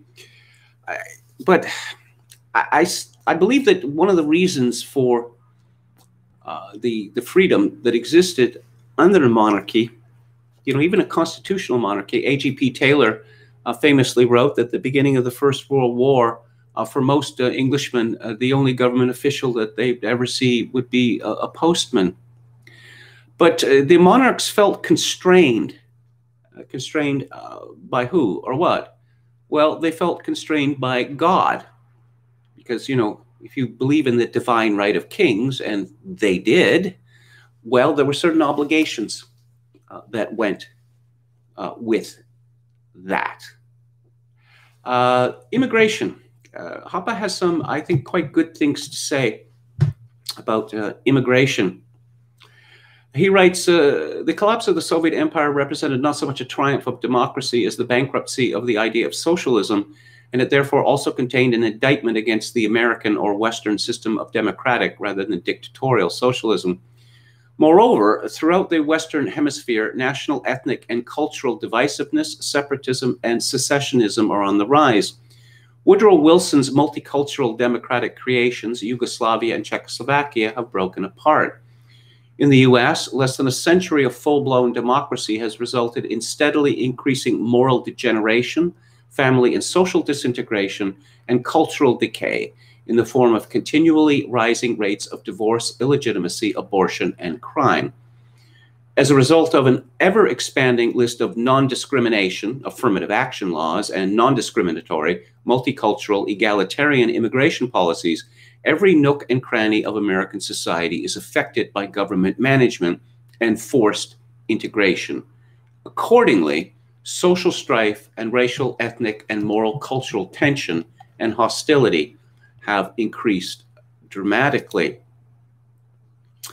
Immigration. Yeah, he has more to say on this. Let's see. Through taxation and regulation, governments do not positively contribute to the creation of economic wealth. I don't know. I would suggest that examples such as South Korea and Japan suggest otherwise. Instead, they parasitically draw on existing wealth. However, they can influence the amount of existing wealth negatively. Other things being equal, the lower the tax and regulation burden imposed by a government on its domestic economy, the larger its population tends to grow due to internal reasons as well as immigration factors.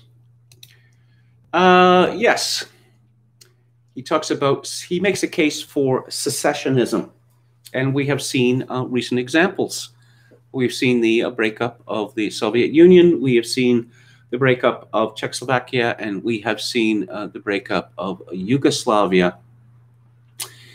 Hoppe writes, initially, a secession is nothing more than a shifting of control over the nationalized wealth from a larger central government to a smaller regional one. Whether this leads to more or less economic integration and prosperity depends largely on the new regional government's policies.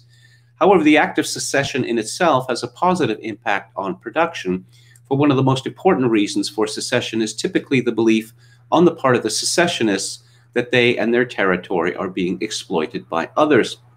The Slovenes felt, and rightly so, that they were being robbed systematically by the Serbs and the Serbian-dominated Central Yugoslavian government. The Baltic people resented the fact that they had to pay tribute to the Russians and the Russian-dominated government of the Soviet Union. By virtue of secession, hegemonic domestic relations are replaced by contractual, mutually beneficial foreign relations. Instead of forced integration, there is voluntary separation. Forced integration is also illustrated by measures such as busing, rent controls, affirmative action, anti-discrimination laws, and, as will be explained shortly, free immigration inevitably creates tension, hatred, and conflict. In contrast, voluntary separation leads to harmony and peace. Hoppe argues, and I believe he's absolutely right about this, that immigration policy is democratically determined, in that certain parties, so it's the Liberal Party in Canada, the Democratic Party in the United States, and the Labour Party in Britain, have called for ever more immigration, legal and illegal, so that they'll win. We are the people who let you in. Even to this day, you know, immigrants, even new immigrants, oh, they mention the magical words Pierre Trudeau. Pierre Trudeau is the man who let my people come to your country. Now, it's gone so far as in Britain, where some years ago a former senior Labour advisor admitted openly that the Labour policy on immigration was to crush the Conservative Party, to crush the right, to create conditions where it would be impossible to ever have a right-wing government in Britain. We see that the Liberal Party is doing something similar in Canada, that the immigrants have traditionally gone to primarily Toronto, Montreal, and Vancouver, and this in some other cities. But this has resulted in a situation, because of the high numbers of immigrants in certain parts of Canada, the Liberals Party runs up enormous super majorities, and in effect, these votes are wasted.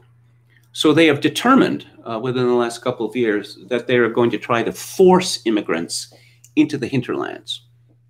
And it's quite obvious that the purpose of this policy is to make it so that the Conservative Party will never be elected again. Of course, amusingly enough, the Conservative Party in Canada is just as pro-immigration as the Liberal Party.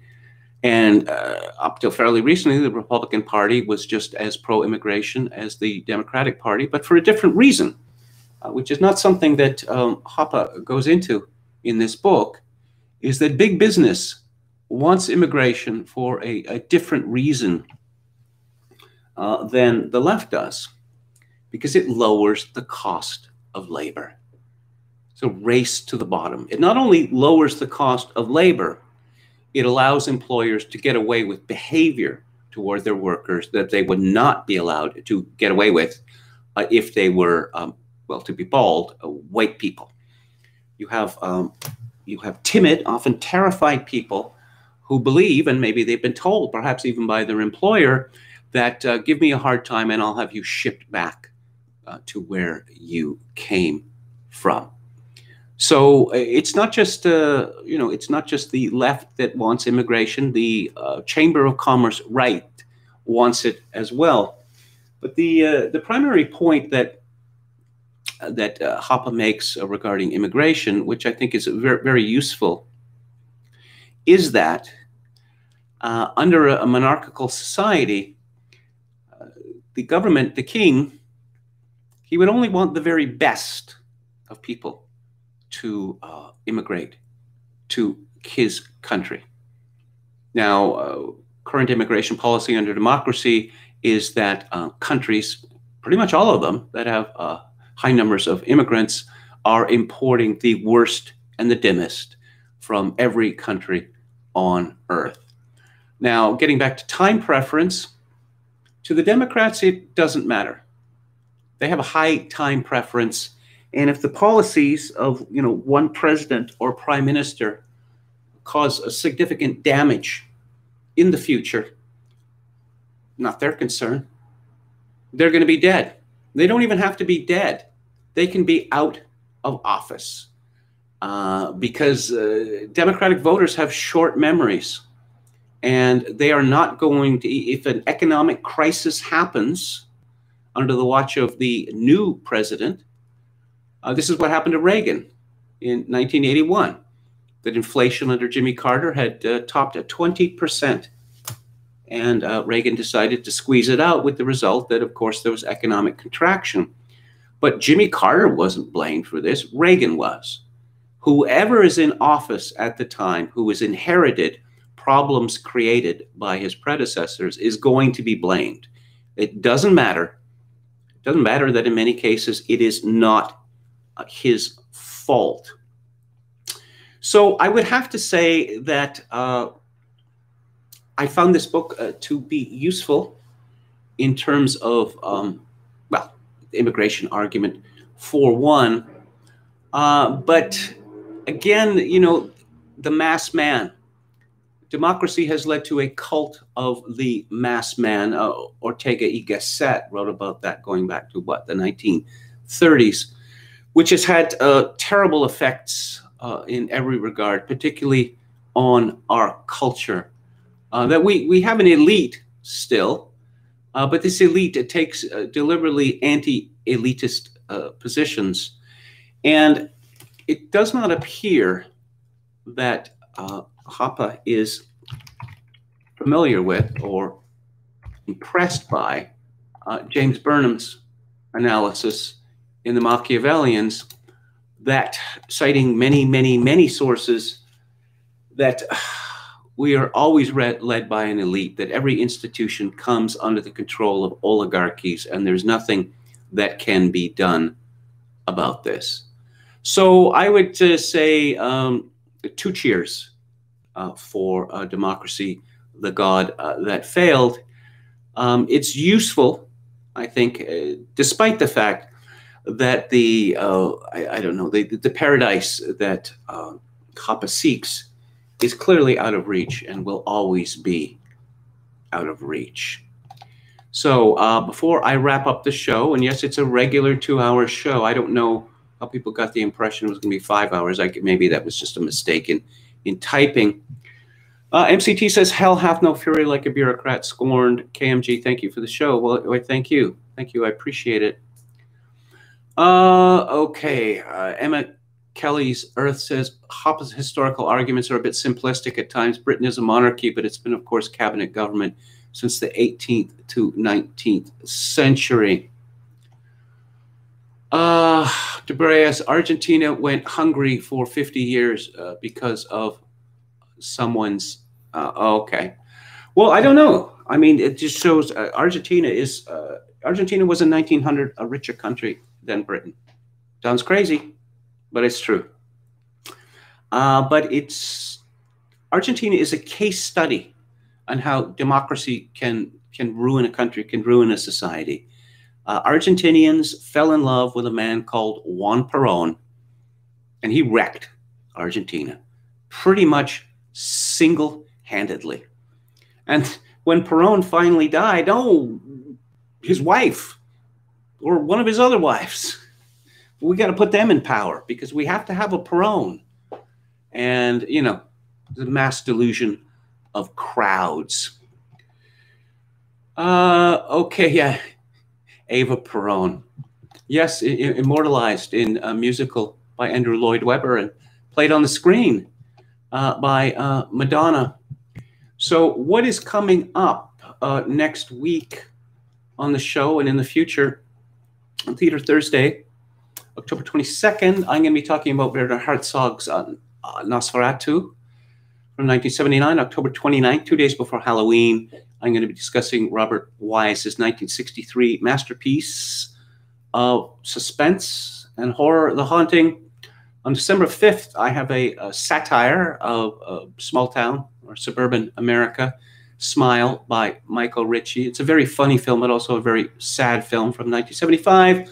And in response to a request from Head McNeck that he would watch a movie I recommended if I watched a movie he recommended and talk about it on the show. On December 12th, I'm talking about Robert Zemeckis' 1988 film, Who Framed Roger Rabbit. And on the book club next week, October 23rd, Peter Kemp's Mine Were of Trouble, which is a memoir of the Spanish Civil War of a non-Spaniard fighting. There are many such memoirs. There are precious few from the right, from a Franco supporter, which Kemp was. October 30th, the day before Halloween, I have a suitably macabre book to discuss, Evelyn Waugh's The Loved One. On November 6th, I'm going to talk about Abigail Shrier's Irreversible Damage, which is about female-to-male transsexualism. And on November 13th, a new book by David Mikish, I don't know how it's pronounced, Stanley Kubrick, which is an analysis of his work with some biographical details. So that's the show for today. I'll be back on the air Monday at my usual time of 4 p.m. Pacific, 7 p.m. Eastern. If you would like to support this show, which would be greatly appreciated, particularly at the present time, my PayPal account is kevin_grace@hotmail.com. Once again, kevin_grace@hotmail.com. If you're Canadian, you can send me a donation directly via Interac at kevingrace@shaw.ca. I'll leave you with this. In these times of social atomization and civilizational collapse, I do dearly wish that you, my dear listeners and viewers, manage to forge some real human connection in order to ease the burden. Good night.